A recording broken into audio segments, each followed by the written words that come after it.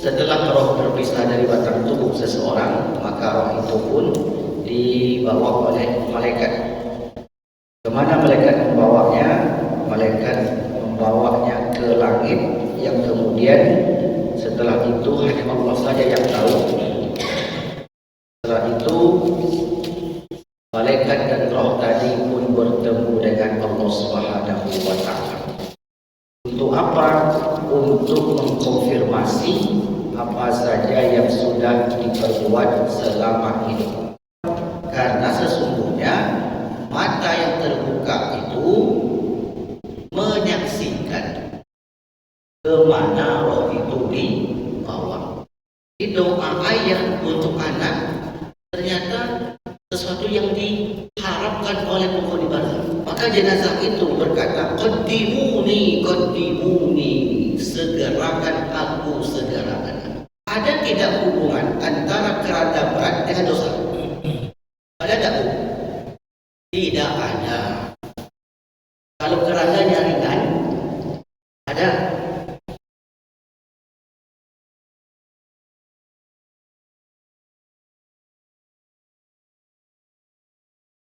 Alhamdulillahirabbil alamin.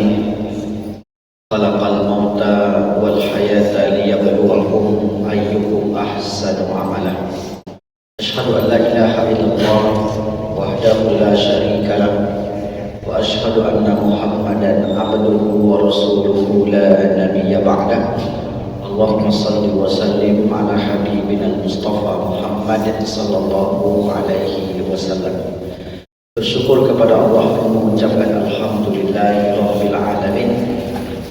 Berselawat kepada baginda Nabi, Allahumma shalli ala sayyidina Muhammad wa ala ali sayyidina Muhammad. Bapak Ibu hadirin hadirat yang besar tak disebut gelar, yang kecil tak dihibau nama. Mudah-mudahan semua kita yang hadir pada pagi ini dalam rangka menuntut ilmu mendapat keberkahan daripada Allah Subhanahu wa Ta'ala. Amin ya rabbal alamin. Baik Bapak Ibu yang dimuliakan Allah, sebagaimana yang telah diumumkan tadi, pengajian kita ialah perjalanan hidup setelah kehidupan di dunia ini. Kajian kita merupakan kajian yang bersambung ataupun bersilabus, yaitu buku yang kita bahas seri perjalanan akhirat yang saya susun lebih kurang 2 tahun lamanya di masa corona. Itu buku yang ada di samping kiri saya. Baik, kita tidak mengulang apa yang sudah kita sampaikan. Saya kira Bapak Ibu masih ingat. Amin. Amin saja dulu. Masih ingat ya Bapak Ibu? Insya Allah. Yaitu setelah roh berpisah dari batang tubuh seseorang, maka roh itu pun dibawa oleh malaikat. Kemana malaikat membawanya? Malaikat membawanya ke langit yang kemudian setelah itu hanya Allah saja yang tahu. Setelah itu malaikat dan roh tadi pun bertemu dengan Allah Subhanahu wa Ta'ala. Untuk apa? Untuk mengkonfirmasi apa saja yang sudah diperbuat selama hidup. Untuk diinformasikan ta'malun apa saja yang sudah kita buat. Termasuk yang pagi ini akan dikonfirmasi nanti di tanggal 27 bulan 6 2024 jam 5 sampai jam 7 pagi.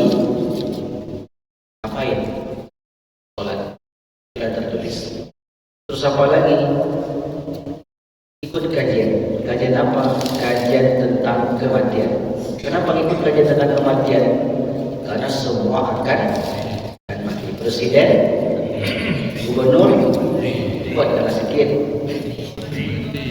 PRT, PRW, Ustaz, jamaah, ini semuanya mati. Jadi kalau kita bahas kematian itu nggak perlu takut Bapak Ibu. Jangan takut membahas kematian, karena setelah kita bahas kita akan mati. Sebab mati hidup itu tidak ditentukan oleh pembahasan kita.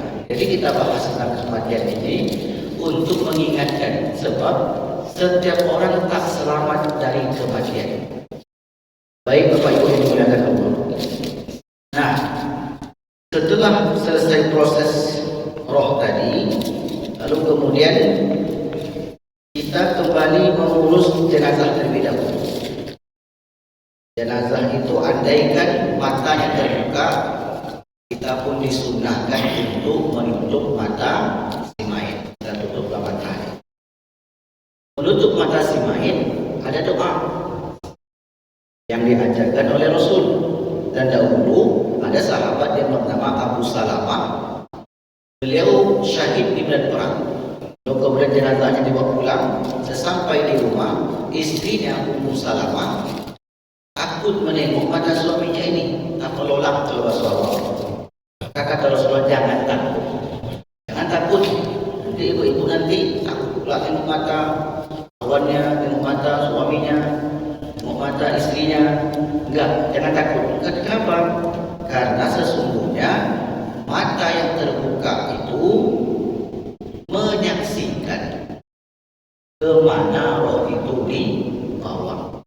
Nah, Rasulullah bersabda, inna arwah, sesungguhnya roh ila qubidha, apabila diambil, dicabut, tabi'ahul basar, diikuti oleh pandangan mata. Dalam hadis ini Bapak Ibu, menurut para ulama, orang yang akan meninggal menyaksikan rohnya itu, dia bisa melihat. Tak percaya? Nah, coba kan.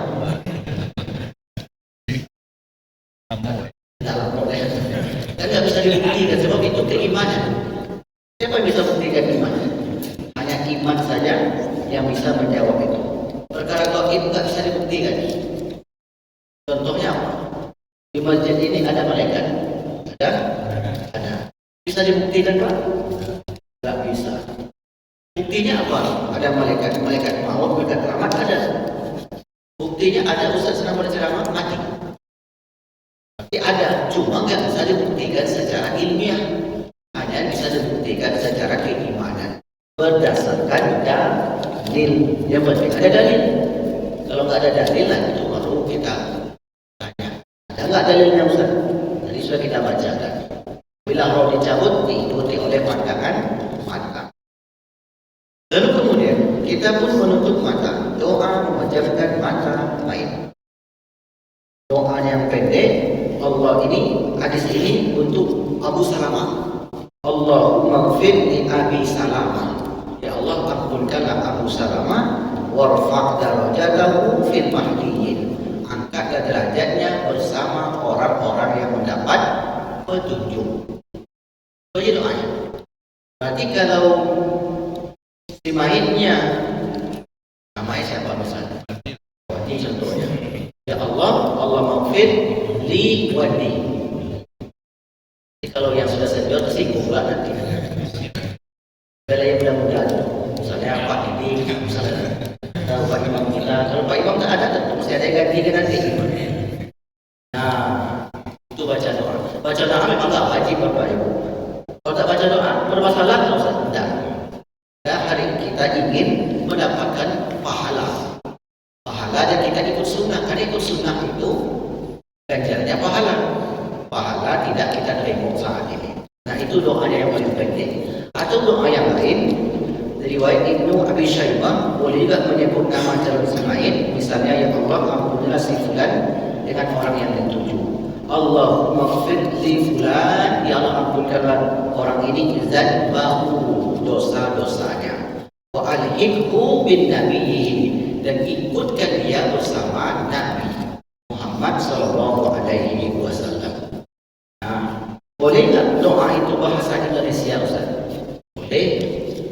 Doa itu enggak mesti bahasa Arab Bapak Ibu. Yang wajib bahasa Arab itu salat. Enggak boleh diganti. Allahu Akbar, Allah Maha Gadang, tak boleh.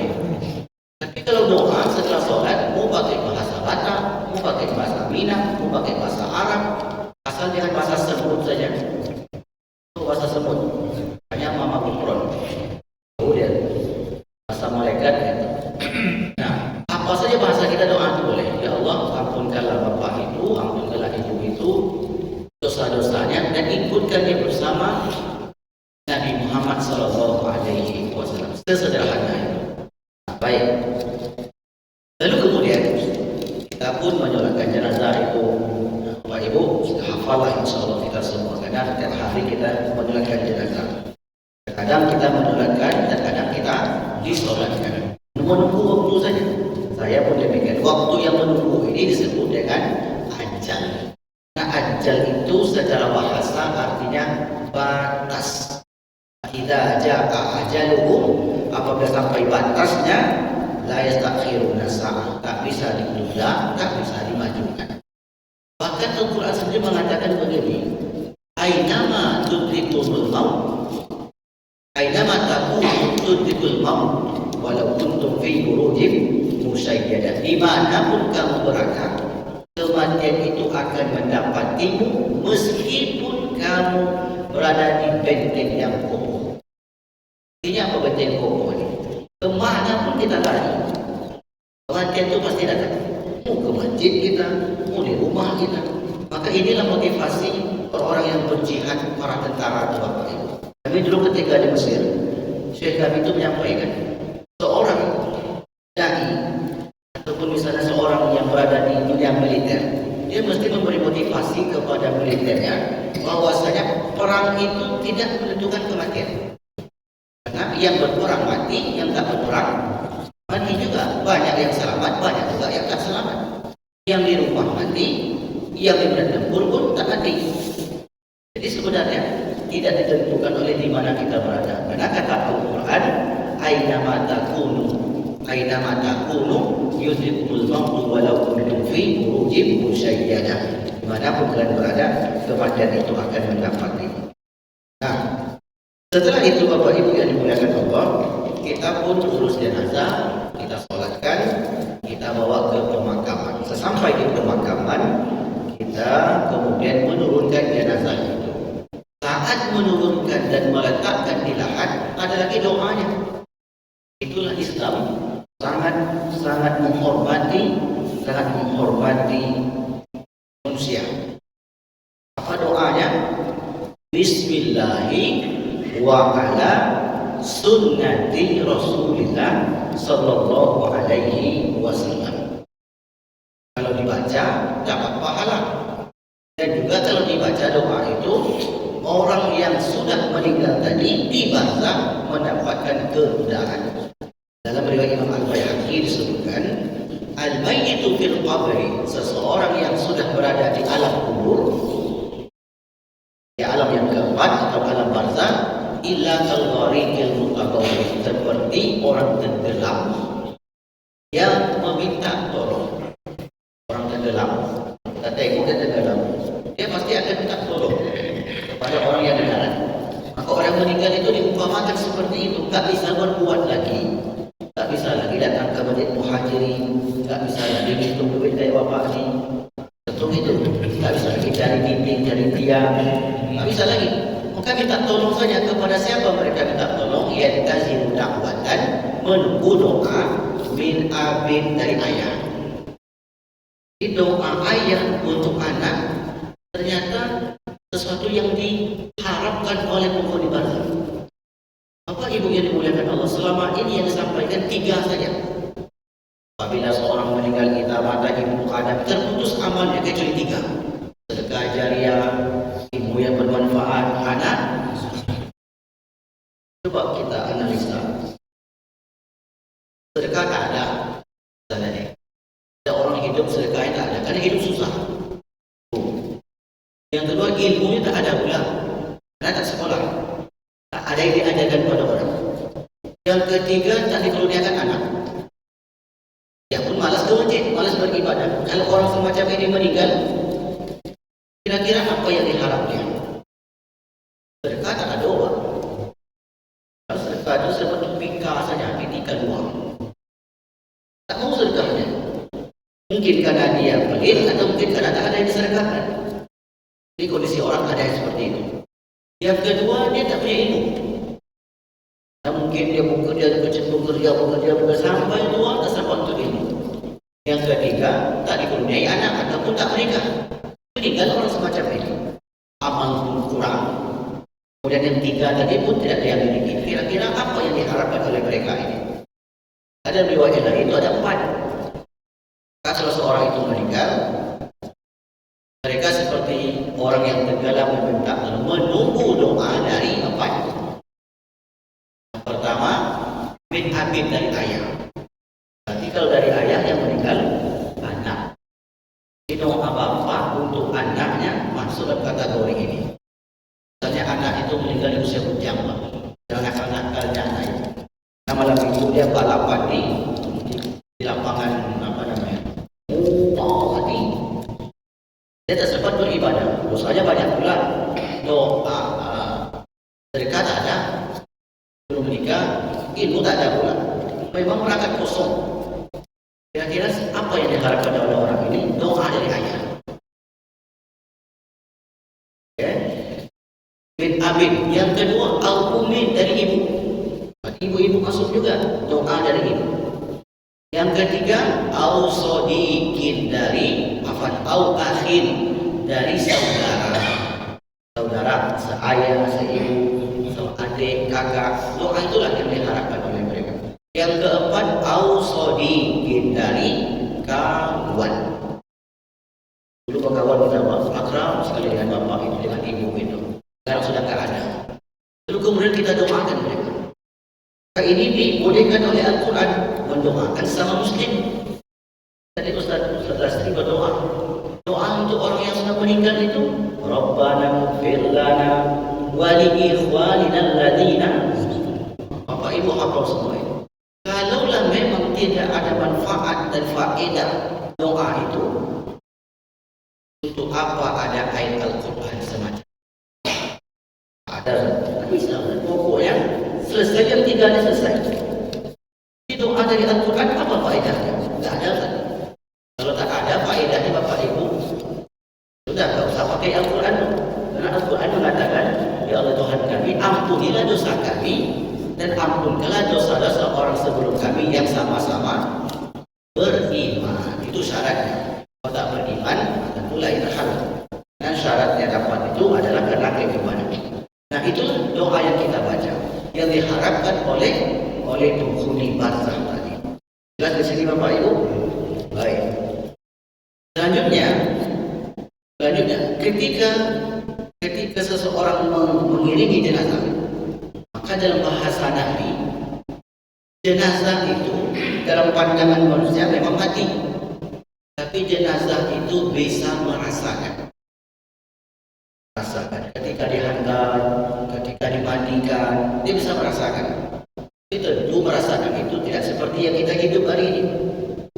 Setelah perang Badar, Abu Jahal mati, Umayyah bin Khalaf dan banyak pemuka Quraisy itu yang mati di perang Badar. Lalu kemudian jenazah mayat-mayat orang ini dibuang ke sumur Badar. Setelah dibuang ke sumur Badar, maka apa kata Nabi? Apa yang telah kalian dapatkan dari Tuhan kalian? Ma wa'adakum rabbukum. Wahai Abu Jahal, wahai Khalaf, wahai ini. Apa yang sudah kalian dapatkan? Nabi ngomong kepada jenazah tadi yang ada di sumur Badar. Lalu kata sahabat, ya Rasulullah, apakah mereka dengar? Dengarkan mereka ini apa yang ucapkan itu? Innahu yasma'u wa la yujib. Sesungguhnya mereka dengar tapi mereka tak bisa jawab. Ini menunjukkan bahwasanya orang-orang yang sudah meninggal itu mereka tidak mati, hidup. Makanya judul buku ini kita kehidupan di alam barzakh. Jadi mati itu adalah fisik. Maka di sini Islam menjelaskan ketika orang itu meninggal, sesungguhnya jenazah itu dia tahu siapa yang memandikan jenazah itu, dimandikan dengan baik. Ketika menyiram mulutnya, disiram dengan baik. Ketika mengencet mulutnya, dikencet dengan baik. Jangan macam buat kacang kucing. Bayangkan Bapak Ibu, ada orang mandikan jenazah itu, tekan kuat-kuat. Kemudian ketika masuk hidungnya itu dimasukkan keran.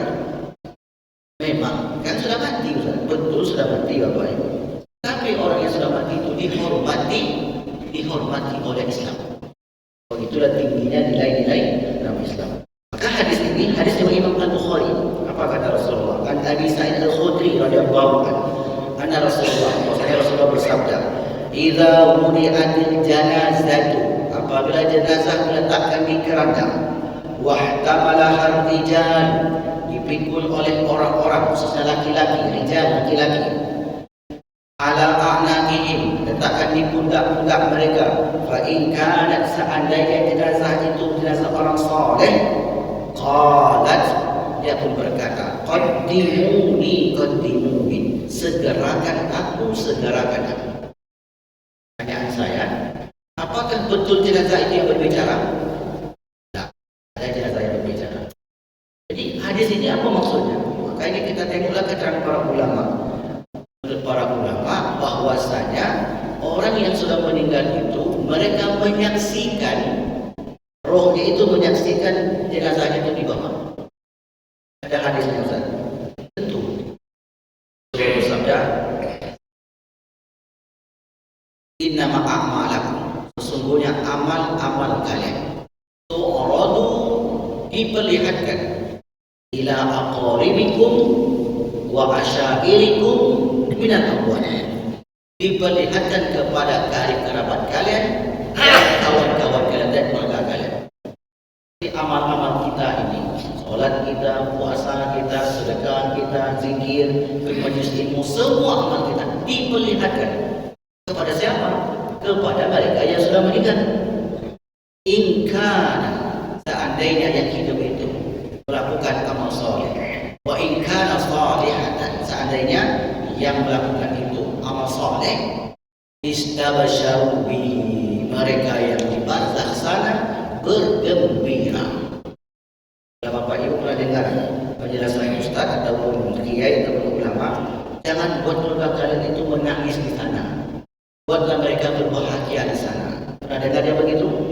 Sering ya Bapak Ibu ya. Itu sebenarnya dari mana dasarnya? Dari hadis. Cuma mungkin sebagian Ustaz itu tidak membacakan hadisnya, karena bagi Ustaz itu jemaah ini sudah satu frekuensi, jadi tak perlu lagi menanyakan semacam itu. Tapi kalau ada orang yang menanyakan, itu dari riwayat Imam Ahmad. Apabila innama a'malakum, sesungguhnya amal-amal kalian saleh ataupun tak baik, yang baik ataupun tak baik, yang tak baik, tu'radu, diperlihatkan kepada ila asyairikum, asyair itu artinya keluarga, wa aqaribikum, dan karib kerabat, masuk kawan, minal amwat, yang sudah meninggal. Fa in kana salihah, seandainya saleh yang dilakukan orang yang hidup itu, istabsyaru bihi, mereka bergembira. Wa in kanat ghairu dzalik, kalau seandainya selain itu berarti amal buruk, mereka yang di barzakh itu berdoa, Allahumma la tubithum hatta hadaitahum, ya Allah, jangan engkau wafatkan ahli keluargaku itu sampai mereka mendapat hidayah. Itulah kata hadis Bapak Ibu. Betul tak begitu Ustaz? Akan pastinya coba kan? Saya mau coba. Nah, kita kan Bapak Ibu ketika berbicara perkara gaib, kita hanya bisa menyandarkan kepada dalil. Akal itu tak sampai kalau perkara gaib. Nanti masih hidup lah kita jam 8 nanti. Wallahu a'lam, tak tahu pada. Besok masih hidup tak? Tak tahu. Itu tak masuk ranah gaib semuanya. Dunia ini akan selamanya tak begini. Dalam ayat akan ada akhirnya dengan kiamat. Betul ada kiamat itu. Tak bisa kita pastikan. Hanya dalil yang menunjukkan itu. Inilah pentingnya dalil. Dalil artinya petunjuk dalam kehidupan kita. Jadi qalat, maka jenazah itu berkata, qaddimuni qaddimuni, segerakan aku, segerakan aku. Hadis ini dijelaskan oleh hadis yang lain. Jenazah tidak boleh ditahan berlama-lama, harus disegerakan. Contohnya di mana? Ada seorang meninggal, bapaknya meninggal, anaknya dulu masih di Pontianak, meninggalnya sudah jam 8 malam. Pesawat kan sudah nggak ada. Dan kalau dia ke Pekanbaru ataupun tempat yang jauh, maka kemudian menunggu waktu, memakan waktu sampai 1 hari 24 jam. Gara-gara ingin menunggu bapak tadi, mungkin menunggu anaknya. Maka sebenarnya yang paling tepat dilakukan, segerakan untuk memakamkan. Bukan saya ingin menengok wajah ayah tu Ustaz. Kenapa tak jadi dulu dia tengok? Pas dah mati dulu dia tengok. Kenapa orang aneh pula? Saya ingin menengok sekeliling rasanya. Tak begitu caranya. Kalau ingin membuat orang tua bahagia, doa itu yang paling mujarab. Tengok wajah, nangis sebentar, habis itu pulang 2 tahun kemudian tak ingat-ingat lagi anak orang tuanya. Yang paling tepat sebenarnya doa anak enggak putus-putus. Ada rezekinya sedikit tidak keluar, hamba bersedekah atas nama orang tua. Ya Allah, hamba ingin umroh, tapi hamba sudah berkali-kali umroh. Ingin umroh badal. Umroh badal, ingin haji badal. Dan itu disyariatkan di dalam agama kita. Makanya ada namanya haji badal dan umroh badal. Itu sebenarnya yang ditunggu oleh mereka. Tapi kata orang kurang paham apa itu, terpaksa jenazah ini berlama-lama sampai 24 jam lebih. Meninggal jam 8 malam, jam 8 besoknya malam orang tak menguburkan jenazah. Apalagi di kampung-kampung. Kampung kuburnya itu serem. Kalau di sini enak. Nah, penjaga siapa namanya? Bagus Pak kuburannya. Saya cerita-cerita habis makan. Oh, kalau kuburan selama Bapak dijadikan buat SKM, kuburannya macam mall. Ada jualan di situ. Enggak takut kita. Kalau di kampung-kampung itu di beberapa tempat takut kita buat kuburan itu. Buat kuburan itu tidak menakutkan. Di situ ada jualan, asalnya kan konser aja ada di situ. Nah, jadi disegerakan. Qaddimu disegerakan mereka qaddimu nih. Kalau memungkinkan, kalau masih 5 jam, meninggalnya jam 8 sampai anak jam 4 masih ditoleransi oleh para ulama.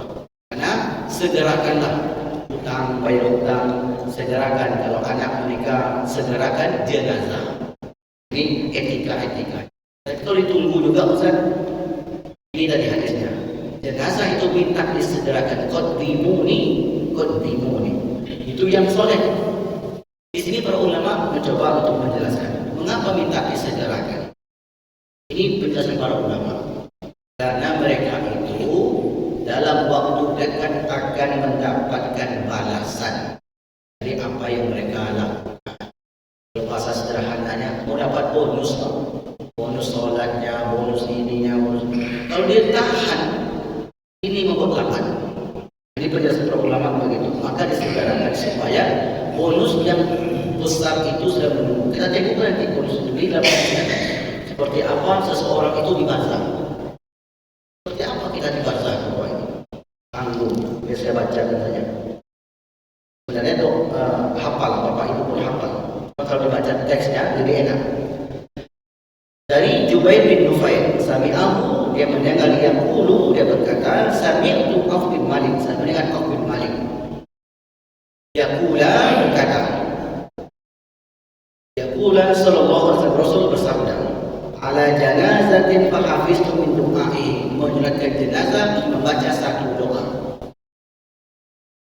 Dan aku hafal doa itu, kata sahabat ini. Apa kata Nabi? Allahumma ighfir lahu warhamhu, ampunkanlah dia, rahmatilah dia, wa'afihi, maafkanlah dia, wa akrim, muliakanlah tempat turunnya, nuzulahu, wa wasi', dan luaskanlah tempatnya di barzah sana, waqsilhu, dan mandikan dia bil ma', dengan air, salju dan sejuk, wa naqihi, dan bersihkan dia min khotaya, dari segala dosa-dosa, kama naqaita, sebagaimana engkau bersihkan pakaian putih dari noda-noda, wa abdil, sampai ke sini doanya Bapak Ibu. Apa ya?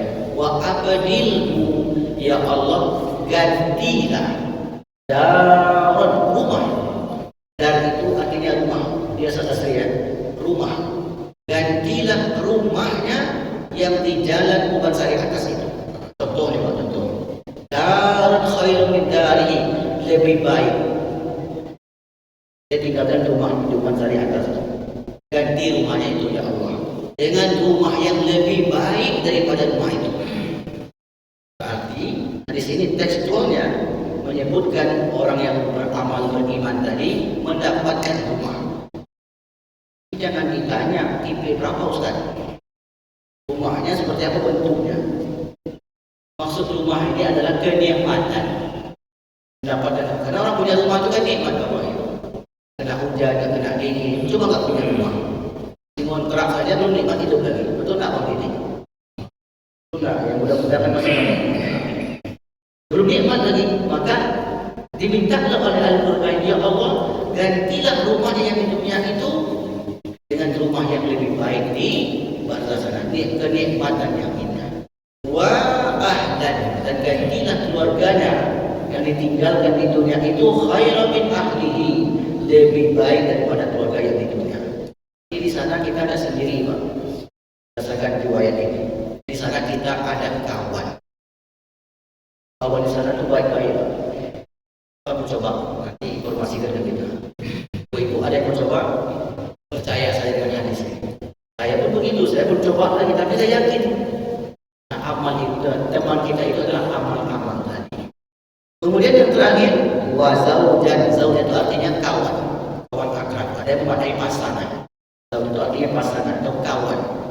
Gantilah kawan yang akrab di dunia itu dengan kawan yang lain. Dulu saya akrab sekali dengan Pak Ujang, ya Allah gantilah seperti dia pula. Contoh itu, Pak. Jadi di sana tuh Bapak Ibu indah kehidupan sana, nggak ada pening lagi. Kalau di dunia ini Pak pening kita hidup, capek naik, boros naik, listrik naik, lama-lama tensi naik, terus mati. Semua naik sekarang, biaya sekolah naik, itu sekali. Kalau di sana, darul jazaa, kita hanya menerima balasan-balasan tadi. Inilah sebenarnya yang akan diperoleh oleh orang-orang yang beramal tadi. Nah, kalau seandainya tak baik orang itu, wa in kana ghairu shalihatin, kalau seandainya orang itu termasuk orang tak soleh, apa kata dia? Wailaha, ya Allah, celakalah kami, rugilah kami ini. Di Al-Quran itu saat nanti orang berbangkit dari kubur, qalu ya hasratana man ba'athana min marqadina hada. Ini ungkapan orang kafir. Mereka menyesal karena mereka meyakini setelah mati itu tidak ada apa-apa, tidak ada hari berbangkit. Rupanya tiba-tiba datang hari berbangkit. Di situ mereka kaget. Ya hasratana man ba'athana min marqadina hada. Ya, akan membangkitkan kami dari tempat kemarin kami ini. Ini benar-benar nyata. Karena mereka tidak mengimani adanya hari akhirat. Itu kita beriman kepada hari akhirat. Ada kehidupan sesudah kehidupan dunia yang sifatnya khalidina fiha, abada, kekal abadi selama-lamanya. Lalu kata jenazah tadi, aina yadhhabuna biha, kemana kalian bawa saya? Kemana kalian bawa saya ini? Dipotonglah oleh tim SKM. Bawa dihantar, apa nama pemakamannya Pak Ujang? Pemilihan ini? Dari atas, dipotonglah semua. Jadi orang-orang yang tak pernah nampak ke masjid itu, yang tak pernah nampak ke SKM itu, nampaknya 2 hari mati baru daftar dia. Nah, itu ngeri betul. Ada orang tua kalau dia dekat sakit-sakit baru daftar dengan orang tuanya. Tidak daftar. Tak apa-apa daftar dari awal. Anggap saja membayar itu sedekah. Lama mati lagi Ustaz. Berarti orang ini hitung-hitungan betul, Pak. Dekat mati boleh urusnya supaya dapat murah dalam pembiayaan. Nah, ini hitung-hitung. Kalau hitung-hitung pula mereka banyak betul lah hitung-hitung di dunia katanya. Ada hitung-hitung pula kan payah nanti kalau seperti itu. Kata jenazah yang kurang amal tadi, aina yadhhabu bi, dan riwayat lain, aina tadhhabu biha. Kalian kemana bawa saya ini? Kemana kalian bawa saya ini? Maka mereka nak kematian sudah berlalu, sudah mendatangi, dan mau tak mau orang akan dikubur, maka kemudian kita pun tidak merasakan itu. Yang merasakan adalah keimanan tadi. Ketika kita membawa jenazah, kita dianjurkan untuk banyak-banyak berdoa. Kenapa berdoa, Bapak Ibu? Karena ketika roh itu akan diambil, dan sudah diambil, roh itu dibawa ke langit. Setelah itu kita pun berdoa, Allahumma ftah abwabas sama, ya Allah bukalah pintu-pintu langit di arwahi fulan, untuk roh fulan ini. Doa lagi. Doa itulah yang membantu daripada orang-orang yang sudah meninggal tadi. Dikabulkan oleh Allah atau tidak menjadi urusan kita. Yang penting kita berdoa. Itu intinya. Lalu kemudian yasma'u sautaha kullu syai'in, semua mendengarkan suara-suara itu. Illa kecuali al-ins, kecuali manusia. Dan satu riwayat illa taqalain, kecuali dua, jin dan manusia. Kalau jin dan manusia tidak mendengarkan itu. Tapi kalau makhluk-makhluk lain mendengarkan, hewan, tumbuh-tumbuhan, mereka mendengarkan jeritan orang-orang yang sudah meninggal tadi. Lawalau sami'a sa'iqa, seandainya manusia itu mendengar, maka mereka akan pingsan. Ini menunjukkan apa dahsyat. Bagi siapa? Bagi yang kurang aman tadi. Tapi bagi beramal tidak, meminta cepatlah, jangan lama-lama lagi, segerakan saya. Jadi kondisi itu bergantung dengan orang yang tadi. Hanya dulu sahabat-sahabat Nabi ketika diajak orang, mereka bukan takut, senang dulu. Jangankan dulu Bapak Ibu, hari ini pun kita masih saksikan saudara-saudara kita yang di Gaza, yang di Rafah, mereka senang karena yang mereka tuju itu syahid Allah. Orang yang syahid itu balasannya luar biasa. Wa yudma amaluhu, amalnya di bangsa sana bertambah terus. Dan mereka saat meninggal merasakan seperti masul qarsah, riwayat Tirmizi, seperti cubitan. Ada orang-orang yang akan meninggal karena amal-amalnya tadi hanya merasakan seperti dicubit. Dan juga yang merasakan sakit. Dua hal ini bergantung kepada orangnya. Siapa mereka itu? Kata para ulama, orang yang sholat 5 waktu, 5 kali sehari, mereka akan mendapatkan kebatian yang indah. Selama ini ayatnya selama itu baca, ya ayyatuhan nafsul mutmainnah, wahai jiwa yang tenang, irji, pulang. 5 kali sehari, bukan sekali 5 hari. Sekali 5 hari atau 2 kali setahun, nah itu dibayar. Nah, beginilah keadaan yang dialami oleh manusia. Lalu setelah itu, nah ada kebiasaan di masyarakat kita. Kalau orang itu ada keyakinan, mungkin ada orang kalau masuk keranda, kerandanya berat, sebut banyak dosa. Betul apa? Ini mungkin semacam keyakinan. Ada tidak hubungan antara keranda berat dengan dosa? Ada tak? Tidak ada. Kalau kerandanya ringan, ada. Harus berdasarkan dalil. Karena yang tadi itu, keyakinan itu harus tegak atas dalil. Dosanya banyak, bukan dosa banyak, makanya banyak. Kalau orangnya ringan kecil, tentu ringan pula, tergantung besinya juga. Tapi kalau jenazahnya ringan, kalau berat tadi tidak ada hubungan kait dengan dosa. Kalau ada, kalau memang ada mengatakan ada, faktul hal bikuntum sholihin, mesti ada dalil. Tak bisa kalau kita bahasa akidah ini. Tapi kata orang dulu begitu. Orang dulu. Kemarin ada kata Ustaz itu begitu. Ustaz itu bilang, kalau dia bilang kemudian disandarkan kepada dalil, kita percaya. Kalau nggak ada dalil, aku bisa ngomong. Tembak ufron itu. Apapun dia omongnya Pak, bicara dengan ikan macam ini, nggak ada dalil satu. Nah, kalau ringan jenazahnya, bukan oleh Nabi, riwayat Imam Tirmizi. Anas bin Malik qala, lamma humilat janazatu Sa'd bin Mu'adz, ketika Sa'ad bin Mu'adz jenazahnya dipikul, dibawa ke pemakaman. Qala al-munafiqun, orang munafik itu berkata, ma akhaffa janazatahu, ini jenazahnya ringan karena banyak dosanya. Jadi amal baiknya itu diangkat, tinggal menurutnya. Kalau ada semua di situ maka berat. Yang tinggal itu hanya menurutnya saja, makanya ringan katanya. Wa dzalika li hukuman bagi dia ketika tragedi Bani Quraidah. Bani Quraidah itu Yahudi yang diusir dari kota Madinah sebabkan pengkhianatan mereka.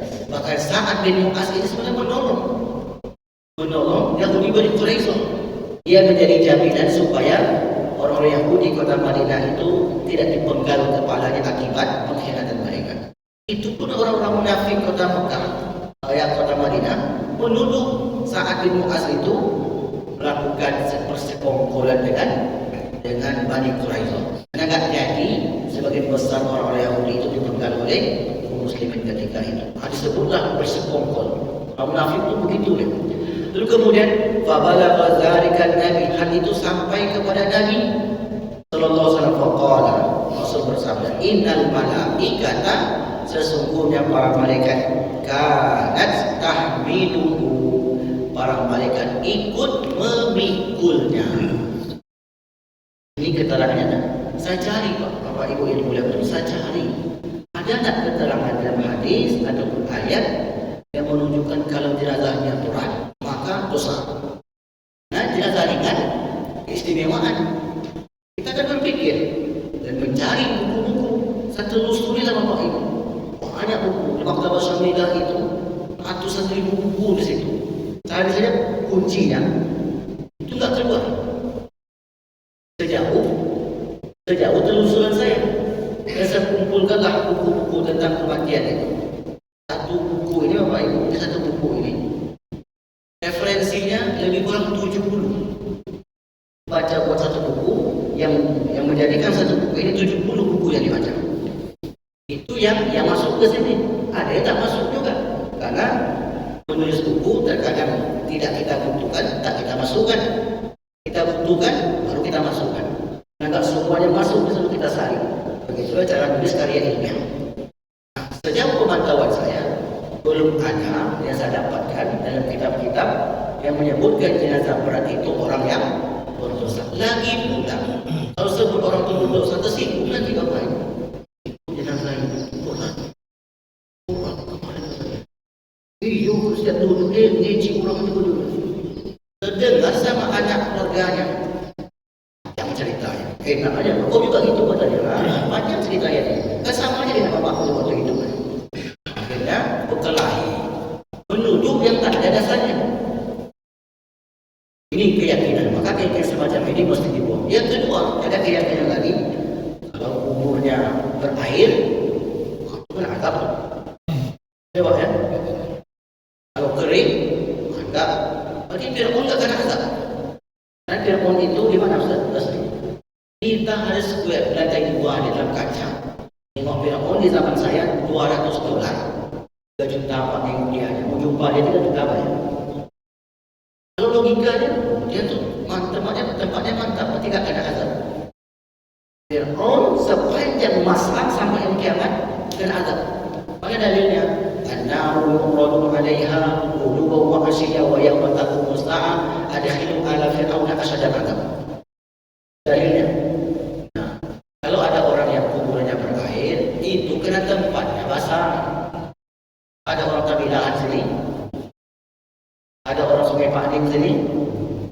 Sungai Pakdim itu di musim hujan. Nah, cobalah. Jadi kubur di musim hujan, itu berpacu antara jet pump itu dengan menggali kubur. Saya pernah menengok begitu. Ayah kawan saya meninggal, kami datang ke sana, Sungai Pakdim, dan beberapa di daerah perairan. Jadi tidak ada hubungan kait antara orang kena azab dengan kubur berair. Bahkan saya pernah ikut menguburkan Dr. Armil Musa, keluarga daripada Babu Salam. Orangnya baik, banyak membantu, bahkan buka praktek dokter. Kalau tak mampu orang pun gratis sama dia. Ketika meninggal, itu berair Pak, masuk dalam peti. Karena memang tak ada satu tanah lembab. Yang lain tak berair Ustaz. Nah, pas pula penggalian dia itu berair. Sesuatu yang tidak bisa kita pastikan, termasuk perkara gaib tadi. Nah, azab itu kan gaib. Kita katakan dia kena azab, fakturuhan yang kuntum sholihin. Ada tak dalilnya? Kalau tak pakai dalil, logika itu kan berat. Lalu kemudian ketika digali, rupanya pas pula berair. Nanti masuk peti. diturunkan lagi.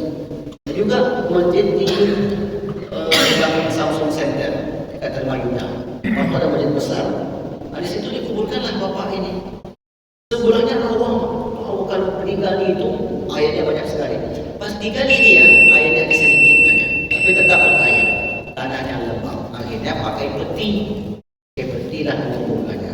Nah, hal-hal yang semacam itu meskipun selama ini sudah menjadi sebuah keyakinan mesti dilandasi kepada dalil. Terutama kita membahas perkara-perkara gaib. Di sini Bapak Ibu. Oke, baik.